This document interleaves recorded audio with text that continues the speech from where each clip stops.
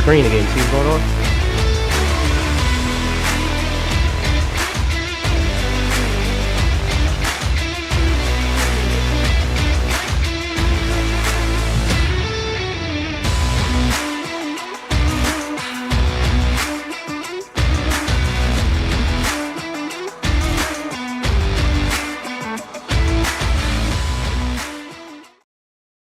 Morning, everybody. Welcome to TED Talks Ball. We got a special Friday morning edition, a special Cowboys week edition, a special Young Heavy from Sports After Dark edition. Welcome, Dave. You may know him as at Young Heavy 24 on Twitter. And obviously, he and Ashley and Mark Gunnels. And there's a fourth guy, and you have to forgive me for not knowing him as well. Run the Sports After Dark property. They do great spaces. They have their own YouTube channel now. So make sure you check them out. That's that Sports A Dark. And I do have the link in the description of the show to Sports After Dark. So welcome, Dave. How are you? Uh-oh. Dave's having some technical issues. He's a little bit behind his internet. He's probably going to have to log in from I'm his having a phone. rough time. I don't know what's going on. Can you hear me? I can hear you Oh man, now. I'm gonna jump on. Your I'm gonna video's jump on fading. from my phone, Ted. I think it's going to be better if you do. Yeah. Hold me down. I'm gonna jump on. Take your time. Take your time. I'll start talking to the audience. Don't worry. I can Yeah, I'm handle gonna it. jump on my phone. Hold me down. Yeah, we'll do. And then we'll just pop this down. Hide that for a minute. So let's, good morning, everybody. Like I said, Dave's having this little technical difficulties, but he'll log on from his phone. And let's talk, say hi to everybody. We got Red Jet Shell in the audience. And happy Friday. Go Niners. Welcome, Shell. We've got Queen Bird Gang 86. Good to see you. I always see her on Cowboys Week, checking out the competition between the Niners and the Cowboys. You know, these are the top three teams in the NFC, folks. Maybe the top three teams in the NFL. I think the Bills are in there too, but I don't think the Chiefs are. I don't think the Ravens are. And those are the next best teams, in my opinion, in the AFC. Got Tommy Huxley in the house. He says, "Oh, come on, man! All right, we're hurrying as fast as we can, Tommy. Just technical difficulties happen, so we got to be flexible and ready to roll with that." And then we got Red Jet Shell saying, "There he is, LOL." Yeah, thank you. And Dave should be back soon. And Team Ted Young Heavy, yeah, no, he's a Dave's awesome. And so is Sports After Dark. Glad to be just have them in the house for sure. And Tommy says, "Bird Gang, y'all blocked me. Uh-oh. Look out. It's on. Twitter beef right here in the chat. I definitely am known to have a little Twitter beef myself. So as far as obviously it's Cowboys week. This could be one of the best games of the season. I have right now on my power rankings, I have 49ers first. I have the Bills second. I might even have had the Bills first if it wasn't for Tre'Davious White getting injured on Sunday against the Dolphins. And I've got the Cowboys third, Eagles fourth. And then from there, it's a little bit more of a toss-up. I've got sort of like Seahawks, Chiefs, Ravens, Lions, Dolphins. And then like at 10, I've kind of got a split between maybe Chargers and Jags. But all right, Dave is back and on the phone. How are we, Dave? I'm back now. Can you hear me? I'm good.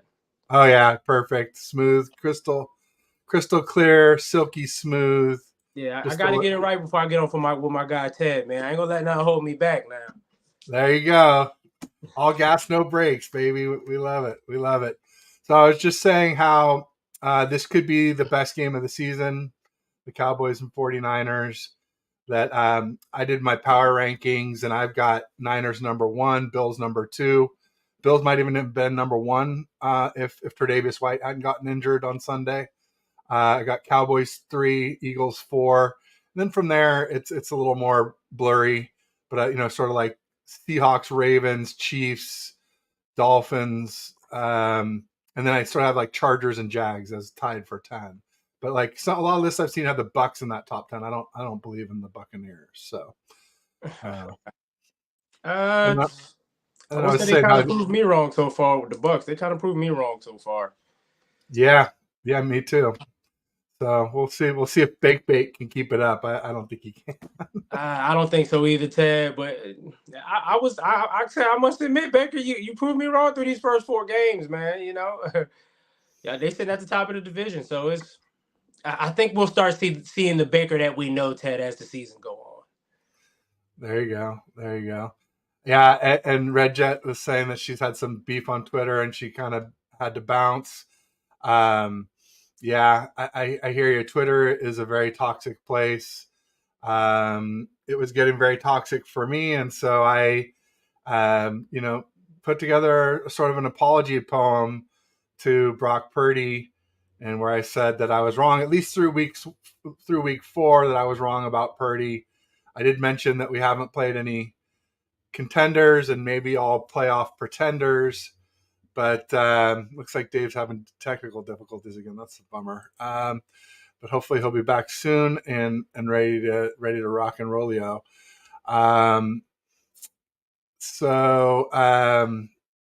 Yeah, I did the apology. I said I was wrong, and that at least so far that Purdy's proved me wrong so far this season.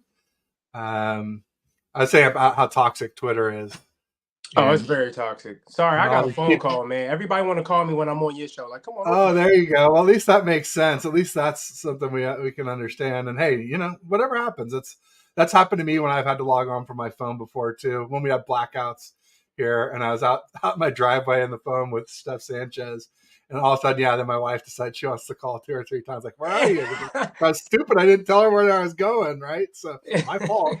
My fault. But yeah, so.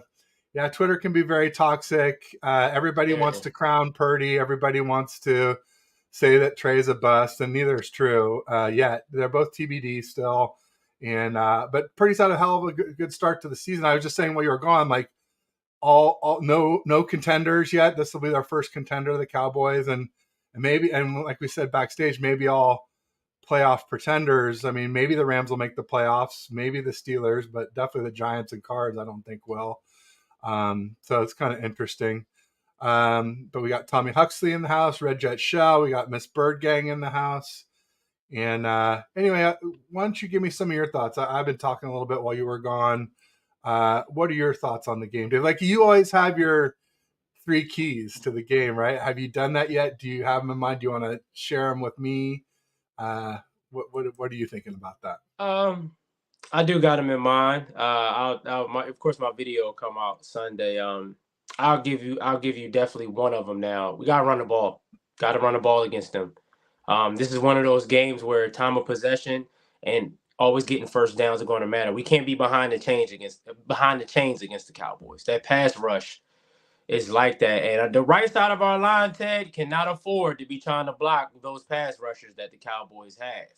That that could be a setup for disaster. So I feel like running the ball and being dominant. Like, you notice when we played them in the playoffs last year, in the first half, Kyle didn't want to run the ball like that, and he made the game harder than what it needed to be. And then in the second half, Kyle said, "You know what? I'm going to run the ball."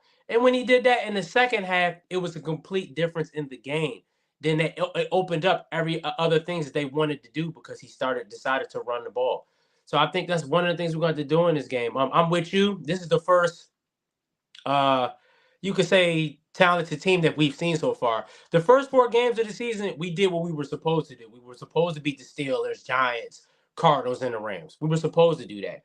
This is the test right here to let me know how good our offense is and how good our defense is. Now, I'm with you on the Brock Purdy thing. He's doing great right now. I'm rooting for the kid. I'm all for it. However, like you said, in our fan base on Twitter, because it is a toxic place, crowning him our franchise quarterback and he's the next this, he's the next that. I said, I'm not crowning him anything until he wins us a Super Bowl. We didn't have 2 other quarterbacks outside of him get us to the Super Bowl and didn't come home with the trophy. We don't need Brock to be a third. So I like him right now, but until he wins us the Super Bowl, he's just a good quarterback in my eyes. Yeah, he is a good quarterback, no doubt about it. I've got him in that 8 to 12 range now. I started out the season mid, as a lot of people know. People got mad at me for that. I had him like 14 to 18 with 16 in the middle. Then after the Giants game, I'm like, yeah, he's doing a little better. I'll give him 11 to 15. And after the Cards game, I'm like, that was awfully nice, especially the deep balls. Even though one was a little short, it turned out to be better that way anyway. So give him credit where it's due. So now I've got him 8 to 12 in the league. And it turns out JT O'Sullivan kind of came out last night and said something pretty similar, that there's probably at least 8 that are ahead of him. Larry Krueger's been saying 8. So I'm not the only one in that kind of range. Larry, of course, called me out on some of his shows, I said I seen need to that. say I was wrong. And I went ahead and did it because I think at least through weeks 4, I got to give him credit that he has proved me wrong. I want to see it versus contenders. I want to see it more consistently. I'm not ready to write off Trey Lance yet. I'm not going to ever root for Trey Lance as a Cowboy, that's for sure. But you can't. How can you watch Justin Fields last night and not wonder if Trey Lance is going to do the same thing a year, 2 years, 3 years down the road? I mean, you got to, because Fields was my 1A, all right, and Trey was my 1B. Trevor Lawrence is actually 3 for me. Zach Wilson 4, and Mac Jones was my 5. And the more as time goes on, these start to look more and more like the case. Everybody makes these quick decisions after a few games or one season, but it takes a lot longer than that to evaluate QBs in the NFL most of the time. I agree with what you're saying 100%. I did now. One thing I will say, I did say, and I even said it to Larry in some of my tweets when we went back and forth before he blocked me. Again, this is the second time Larry Krueger's blocked me, but whatever, Larry. It's like these. Mom always told me if a bully comes at you, punch him in the mouth, and, Absolutely. and I usually end up running away, and that's what Larry did. So, but I will give him credit that he was probably right. I did need to apologize because people were starting to say I lost credibility, and I don't know if that's true, but it was definitely affecting my views. It was affecting my my follows, my subscribers, and all that kind of stuff. So at least for now, I'm willing to say it, and I hope Brock keeps proving me wrong. I always say I'd rather be happy than right.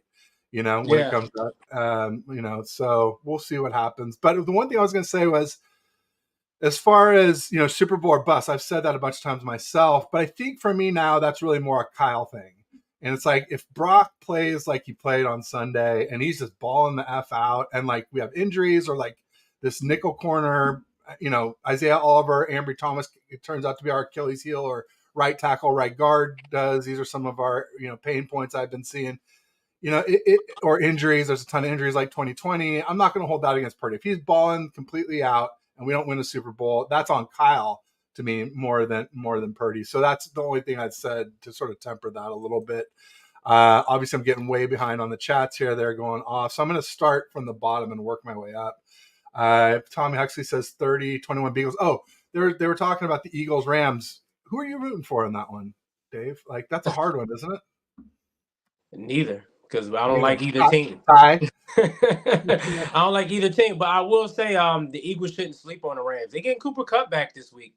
So They that game are, is yeah. gonna be real interesting to see how Puka and Cup work as a duo. You know what I mean? Like you said before, they got a nice little receiving core out there with the Rams now. I just think that the Eagles offense may be too much for the Rams. Eagles got too many weapons, man. And that defensive line, man, they got some dogs. Jalen Carter has been a dog to start this season. Still got Fletcher Cox. Still got Jordan Davis. They got some people out there. So I think the Rams will make it competitive and keep it close, but I think the Eagles win that game. Yeah, I think so too. And I think I'm rooting for the Rams because the Eagles are undefeated. And I just don't Oh, think the okay. Rams, I think we'll sweep the Rams. I don't think, we got them at the end Yeah. of the season. We can Yeah, we'll still sweep them. control our destiny with them and everything. So yeah, I think I'm rooting for the Eagles to beat the Rams to beat the Eagles, pardon me. And it's interesting. Jim Everett the Great said Larry called me a weasel. Yeah, he called me a weasel and said morons. He said all kinds of derogatory stuff. And he's like, oh, but I hate to call people names. I mean, well, sometimes, or, he's just such a hypocrite and Yeah, a man. bully and a pile. I mean, I don't know. I'm not a big Larry Krueger fan. I think good for him for identifying Brock Purdy early, but there's still more to go. There's still more to go before we're ready to fully crown him. For the season, for to be our franchise QB. But for 4 games, I'm crowning him. He's been incredible. I mean, I put together. I said like, oh, he's not better than 2016 Matt Ryan, and then Akash Abernathan posts this thing where like actually he is better than 2016 Matt Ryan. His numbers are definitely a little similar to 2016 Matt Yeah, Ryan. he's leading the league in QBR. He's leading the league in passer rating, no interceptions. There's a lot to like, a lot to love about Brock Purdy. I just like, I just, he's a mental giant. I just worry about, limited arm, limited height, limited top speed. None of those things have changed. It just, they may not be an issue. I always said he could be elite with given those. It's just a lot more difficult. I think the thing with Brock is that his what makes he doesn't have the elite arm talent. He doesn't have the athleticism. He doesn't have that where everybody looking at with Josh Allen and Lamar Jackson and a few other quarterbacks. But Brock, I could say his anticipation, the way he processes his mental aspect of the game, he's far ahead of his time in those areas. Though you can't tell that Brock is a second. Actually, what this is second year? Yeah, you can say a second year starter by Yeah. way of those aspects of his game, like the way he knows where to go with the ball before the ball is snapped. He know where to go with the ball, and he's precise and he's accurate when he does it. So in Kyle Shanahan's offense, that's all Kyle really wants you to do. You know what I'm saying? Kyle don't. Of course you got to make plays in Kyle Shanahan offense, but if you know where to go with the ball before the ball is snapped, and you getting positive plays out of it every single time, Kyle gonna be cool with that because it's turning into points, it's turning into touchdowns. I will say we have been better in the red zone since Brock Purdy has became our quarterback, and Christian McCaffrey. Christian McCaffrey plays a huge part in that, but it's refreshing to know once we get in the red zone, it's like, all right, more than likely we're gonna come out this with 6 instead of kicking field goals. Because Brock, he know where to go with the ball. He goes through his reads. He automatic. One thing I love about Brock, he'll go through his reads, and in the back of his mind, he know Christian McCaffrey is open somewhere over here on this other side of this field, and he always finds him for touchdowns. Um, I will say this though with this Cowboys game, this is going to let us know a lot about Brock because Brock just seen him last year, and I felt like when we played the Cowboys last year, it was more like Brock was a pup in that game. You know what I mean? The Cowboys came in because they wanted to show that they could beat us, and they gave us all the energy we wanted. And Brock was poised in that game. Brock didn't flinch, but they gave Brock a little run for his money. Now I feel like this game, Ted. I feel like Yeah. Brock is going to play much better against this Cowboys team because he knows what to expect from them already. Yeah, I think so too. I think Brock is playing better than he was last year this time, or last year playoff time against the Cowboys. I think Ayuk's playing better. I think CMC is playing better.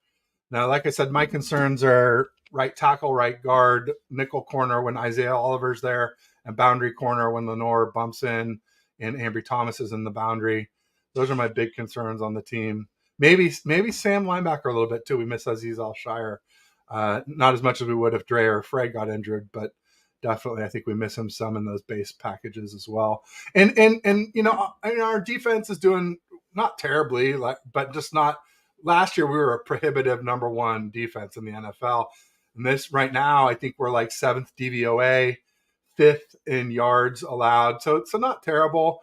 But and it was kind of interesting. There was a post about the top. I think it was NFL Rumors did a post about the top NFL Ds by yardage, and I quote tweeted it, and I said something about like so here they are. The top NFL D by yards is the Browns with 787. Then number 2 is the Cowboys with 1,039. Number 3 is the Ravens with 1,043. Lions 1,122. And then Niners 1,137, not far behind. Bills 1,152, really close to us. Falcons 10 yards pass or 1,163. Chiefs is kind of a surprising one in there, 1,178. Ram. So someone said the Rams were a terrible defense in the chat just now. Rams 1183, so they're top 10 in lowest yards allowed.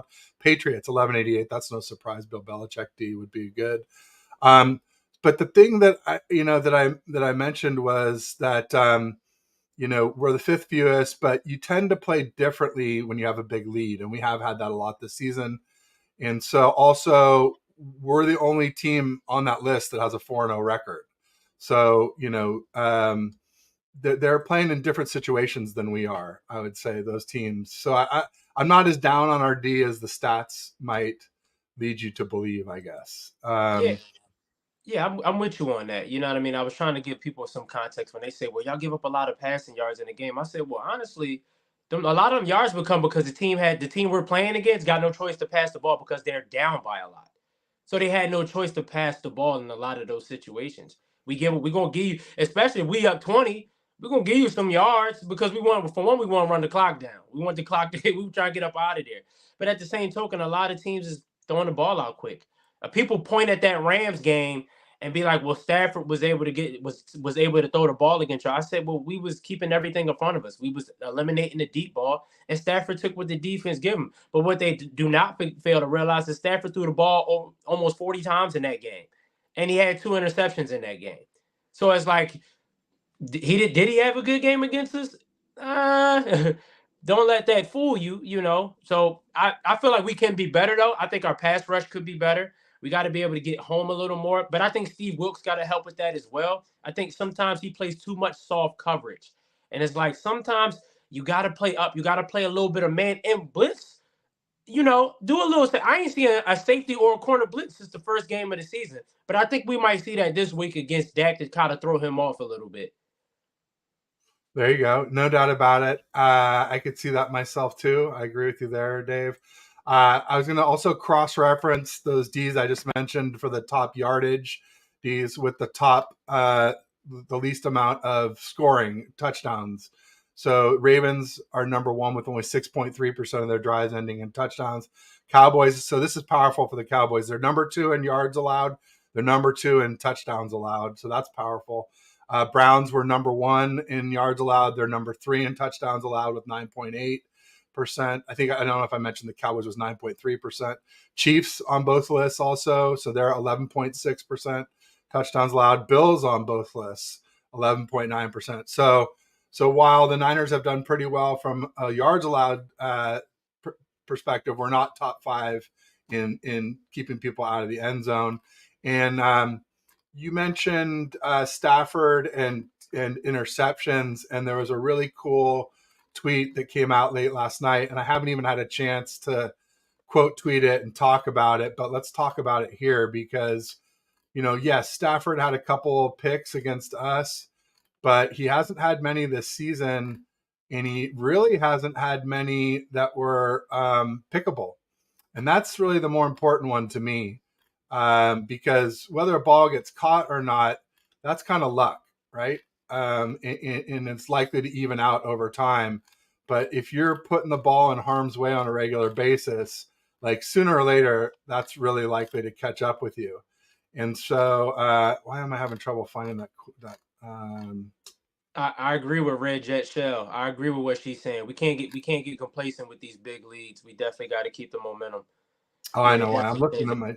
I'm looking at my timeline instead of my bookmarks. So Yeah, yeah. here's my bookmark. Here we go. So I'm going to read off real quick, if you don't mind. I'm going to read off uh, interceptable balls versus intercepted balls by QBs this season. So at the top of the list, these are the guys that are putting the ball in harm's way the most. So Mac Jones, 14 interceptable, 4 intercepted. So he's getting really lucky. 10 dropped. Desmond Ritter, 11 interceptable, 3 intercepted, 8 dropped. Sam Howell, 10 interceptable, 5 dropped. 5 intercepted, 5 dropped. Josh Allen, 9 interceptable, 5 dropped, 4 intercepted. Tannehill, 9 interceptable, 5 dropped, 4 intercepted. Garoppolo, 9. So this is the one thing we've been giving Jimmy G. I have been grief for 6 interceptions, but he actually is like only put the fifth amount most interceptable balls out there. He just has been unlucky that 6 of his 9 were intercepted. So now this is where it gets crazy. Josh Dobbs, 8 interceptable balls and 8 drops, 0 interceptions. That's like, this guy is like, must have a leprechaun in the family tree or Yeah, something. that's really lucky. That's really lucky. Jordan Love, 8 interceptable, 3 intercepted, so 5 drops. Pickett, 8, 4 intercepted, 4 drops. Fields, 8, 5 intercepted, 3 drops. Hurts, 7 interceptable, 3 picked, 4 drops.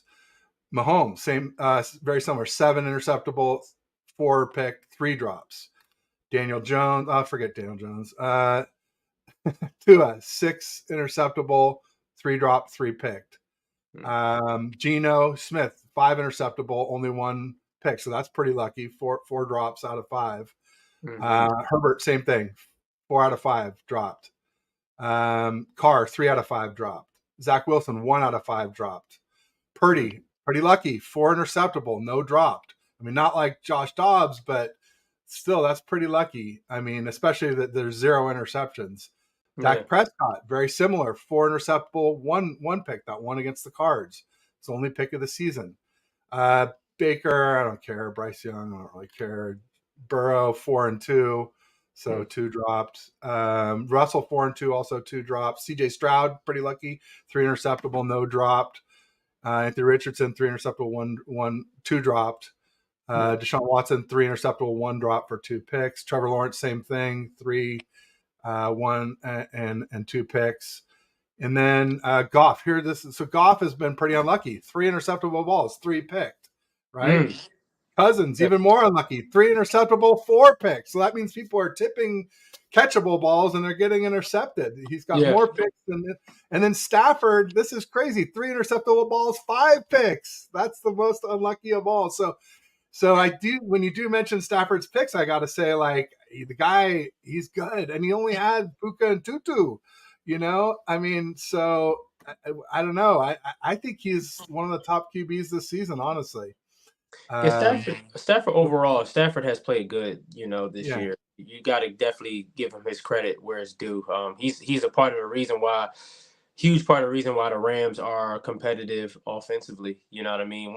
Every time you got Stafford, if you got Stafford back there, you got a chance to win. I'm definitely not going to discredit Stafford. If he back there, you got to worry about him all the time because he could definitely hurt you in a lot of ways when you're playing Matthew Stafford. So.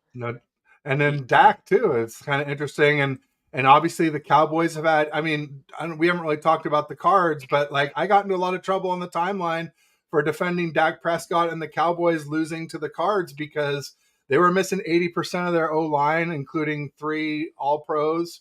And not only that, but like Diggs had gone down that Thursday before, which means they only had Friday walkthrough to compensate for that, to try and make up for that for the game. I know they ran a lot on them, but like having a lockdown corner helps the run defense because you get a safety in the box. And it turns out they threw for 180 yards. And if you can't throw that well, it's tougher to loosen up the defense for the run game. As we know against the Eagles, right? You can't pass. It's really hard to run if you can't pass it. There's no threat of a passing game. So, I'm not a Cowboys fan. I hate the Cowboys. I love the 49ers. Hate the Cowboys, hate the Seahawks, hate the Eagles, but I'd be honest about them. If they do, I respect those teams because they're good. I'm not going to sit here and lie about them because I hate them or lie about the 49ers because I love the 49ers. It goes both ways. I'll say that, well, first and foremost, the Cowboys will definitely have their offensive line against us, so no excuses. Tyron Smith and all of them are supposed to play. So there's no excuses with that. I just think that I get that they had what they had, but I also feel like the Cowboys underestimated the Cardinals.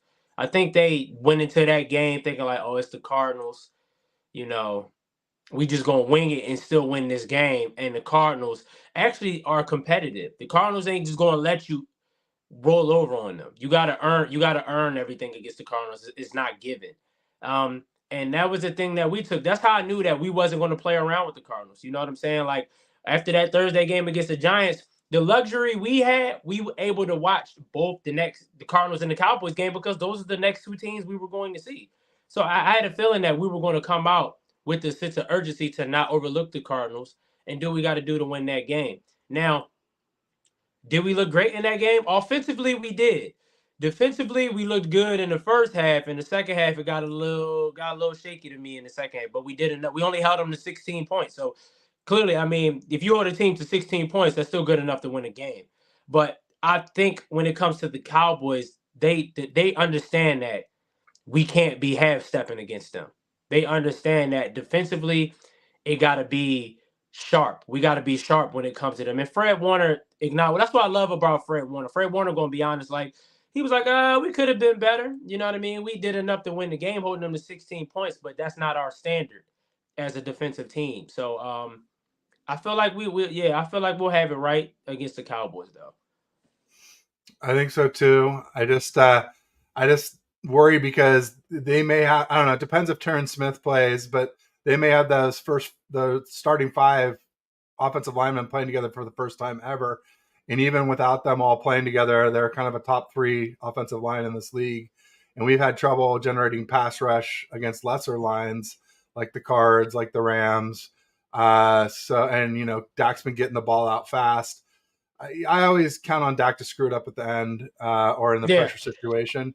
But Cowboys look good. Their O line is pretty good, pretty darn good. Their D line might be the best in the league. We mentioned, we got Micah Parsons, you got DeMarcus Lawrence, you got Sam Williams, all really good edges, and then they added Hankerson, who's a big two gapper, space eating, run stuffer, defensive tackle. They added Mozzie from Michigan, 27th over. They got a lot of trouble or grief over that for doing a first round run stuffing DT, but people are like, hey, he doesn't pass rush. He's like, hey, we didn't draft him to pass rush, right. They So, drafted him to stop the run. That's what we and they drafted have him for. Osa Zigizua, who is supposedly a pretty good pass rushing defensive tackle. So they may. I think the weakness is the linebackers. That's what Ashley said. That's what Cole had Cole's Cowboys on. I think Greg said the same thing.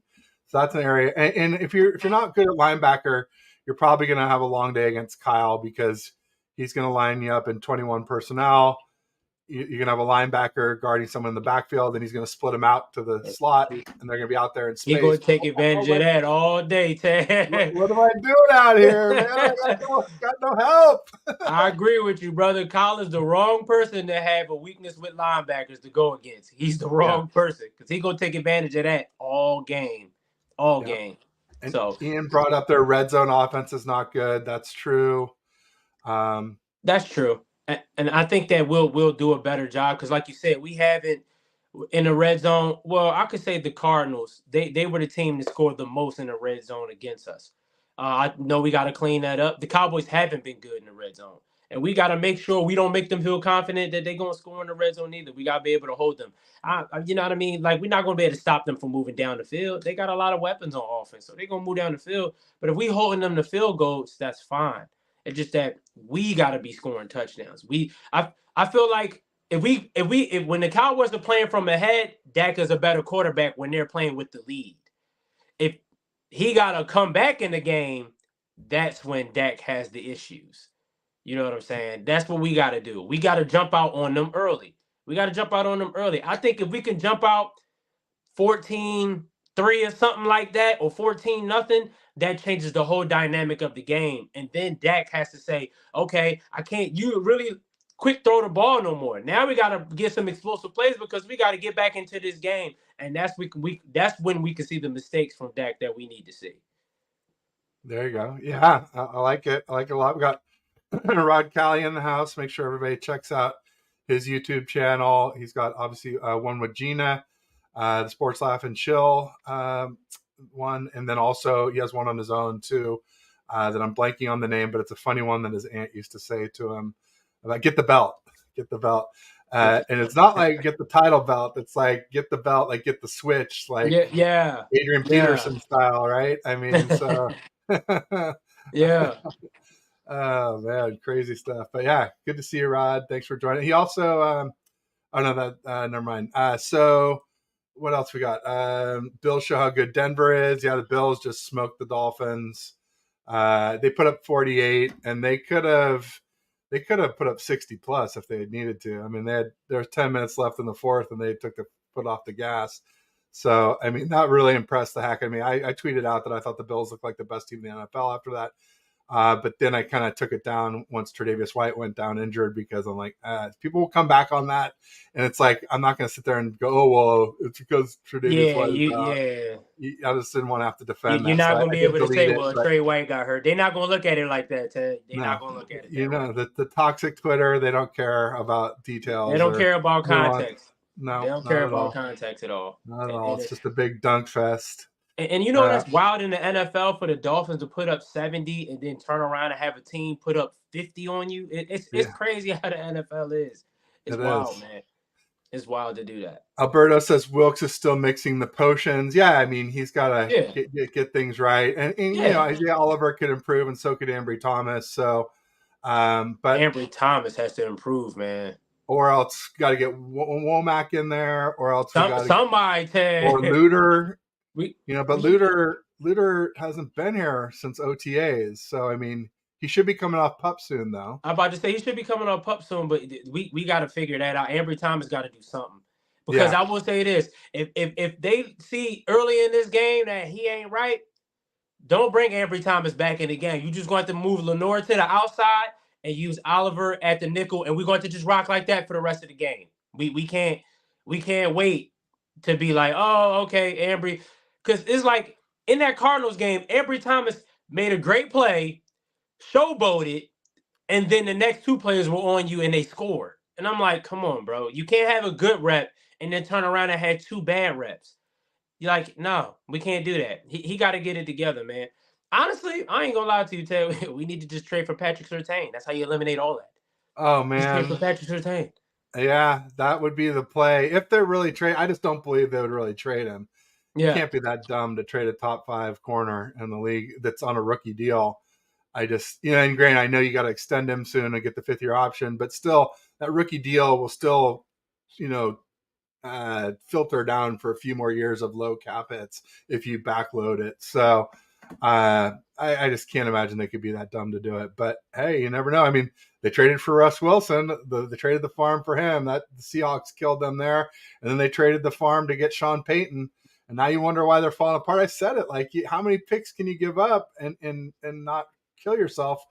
And sure I'm enough, just saying, Broncos, y'all need a first round pick. We got one for y'all. We got a first rounder for y'all. You know what I'm saying? yeah, Get y'all back in the mix so y'all can rebuild. Because we're gonna be honest here, Ted. You know what I mean? They gave Russell Wilson a terrible contract, and yeah. they're honestly they're not gonna win nothing. They're not gonna win nothing. And if they lose a few more games, it's gonna have to be like, all right, we might need to start trading some people so we can recoup some picks because yeah, they got a lot to build on over there. It was crazy that they beat the Bears after Justin Fields went off in the first half of that game. Like Justin Fields had like a Purdy like completion that was like 17 of 18 or something crazy like that. I Or think not he was 20 or 12 for 12 21. or something in the first half or something like that. And some of his throws are nicer than well, actually Purdy had some nice ones in the cards. I don't want to play that game, but Tommy says Womack isn't good against the run. That's the knock on him for sure. Yeah, But he, you know, I think we're really good against run. I mean, literally, the Niners are the least run against defense in the NFL, and we're the most thrown against. So maybe we can sacrifice a little run, you yeah, know, for a little more pass coverage. I don't know, but and plus, like, how much are you running on nickel anyway? no, Uh, you know, it's like get him in there instead of Ambry on the boundary yeah. and We nickel got to figure out situation. something. We got to I think try that's something. coming soon. I think he's just coming back to practice, or maybe even isn't back yet. So we'll see when he comes back what happens, or maybe he just came back. But you know, he's been out for a while, so it'll be interesting to see. Tommy says Bill's going to the Super Bowl. That's my pick. That's my pick prohibitively in the AFC. The only other team I think that could do it is the Ravens because they're up there on those. But you know, or the Chiefs if they trade for a weapon, right? They got to get some more help. They can't just do it with just Kelsey. They kind of did it last year, but they had Juju and they had Hardman, and this year they got nobody as those 2 and They 3. need another offensive weapon. I agree. They do. Yeah, It can't be just Mahomes and Kelsey. They need somebody else that can get open. These young receivers, they could be good, but it's not right now. Not right now. yeah. So we talked about Cowboys O line and D line linebackers. You know, Diggs is out, but Deron Bland is a hell of a corner. And they also have Gilmore, who they picked up in the offseason. They have the other pickups were Brandon Cooks. They've got some pretty decent tight ends and not Dalton Schultz anymore. But anyway, yeah, I mean, I think it's going to be a close game. I've been saying 24-21 Niners. You know, I could see anywhere in like the 24-21, 21-20, 21-17. I don't think we'll score 30, and I don't think we'll hold them into the mid teens. I think they'll get in the high teens or 20s, and I don't think we'll break 30. that's sort of where I am with my prediction. Uh, I ain't gonna lie, I got the Niners winning by 10. I got the Niners winning probably 24-14. I'm with you on that, Ted. I don't think we score 30 on them, but I think our defense really has something to prove. Because I was watching, I don't know if you watch Fred Warner's his podcast with his wife, the Warner House. I And haven't seen it yet. yeah, so he was on there the week after we played the Giants, and he was talking about how he was watching the Cowboys, and he mentioned how everybody was saying that the Cowboys is the best team in the league and they got the best defense. For him to mention that, I think that's going to give them some motivation to show how good the defense is Sunday night football at the crib. You know what I mean?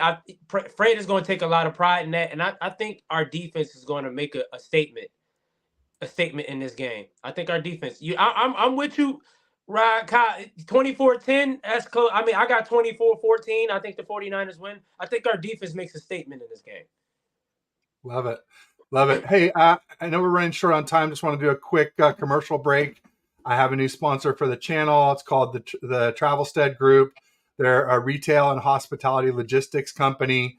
So basically, they do transportation, warehousing, brick and mortar. They do FFE, which is fixed furniture and equipment, OSE, which is operating supplies and equipment. They do new store openings, rollouts, relocations, decommissions. From the first mile to the final mile and everywhere in between, Travelstead has you covered. Let us know how we can help you via air, ocean, or land. Closed loop solutions for retail and hospitality. And one nice thing about them, they have great guys that I work with, Nick and Henry. But like all their support is local. Like when you do these kind of logistical things, there's always issues. And it's great, when you call that they're going to talk to somebody here in the States who knows what you're going through and not like, oh, where the hell are you? And, do you have any clue what I'm talking about in my troubles with business? So it is business to business, not business to consumer, but their link is in the description of the show. It's in my YouTube it's in my Twitter bio. Also, Insta and Facebook if you follow me there. So check it out. They got a cool video, and thanks in advance. Tell them Ted sent you, and that way they know you came from me. I appreciate it, everybody. Thanks. Gotta pay those bills, Gotta pay those bills, man. Gotta pay those Exactly. bills. So what else we got? I mean, how are you? Do you feel like this could be the game of the season? I read Jet Shell feels like it's the Eagles. Those were two I circled. Bengals was one I circled. Ravens was one I circled. Especially Ravens because we're minus 20 rest days this season and they're plus 9. So by then they'll have almost 29 more rest days than us. Which like if you had us even or had us slightly winning, you could tip the scales towards a loss. All those rest days. Yeah, I think those are the game. We circled the same games: Cowboys, Eagles, Bengals, Ravens. Ravens for sure because we struggle against mobile quarterbacks, and Lamar Jackson is the elite tier of mobile quarterbacks. So it's interesting to see how we look against them. The Cowboys and the Eagles matter more because this will be towards the number one seed. And one thing I can say about this team, they emphasized about starting fast because they want the number one seed. They feel like if you know what I mean, we were one game away, Ted, from the whole playoffs last year going through Santa Clara. But we slipped up and lost to the Broncos, and that game hurt us in the long run. So that's another reason why I feel like this game is understanding that it's important to the Niners in the sense like, all right, we need home field advantage throughout the playoffs, and We we slipped when Jimmy dipped out the back yeah, end yeah, zone. yeah. When Jimmy said, "Here, Denver, we'll give you 2 points," and that 2 points made the difference in that game, and that's And the why we ball. ended up And the losing. ball. Yeah. Oh man, the Yeah, pick eight they that called killed it. us. Yeah. Killed us, man. Although luckily he did step out, else it would have been a pick six. Oh, either way, it was a bad situation for Yeah, us. there was no hope in that play. Yeah, and it cost us big time, man. So I think this team Yeah. understands the urgency of making sure that home field advantage comes through Santa Clara for the playoffs. Yeah, well, I know you got to get rolling here, Dave. So thanks for stopping by. We'll have to do it again soon. It's always fun. Thanks to everybody who came by to say hello. Appreciate all the audience interaction. Make sure you follow Dave at YoungHeavy24 on Twitter. Follow at Sports After a Dark, the spaces and the YouTube channel, and like and subscribe and all that good stuff. And otherwise, I'll just say peace. Go Niners, beat them Cowboys. Beat them boys.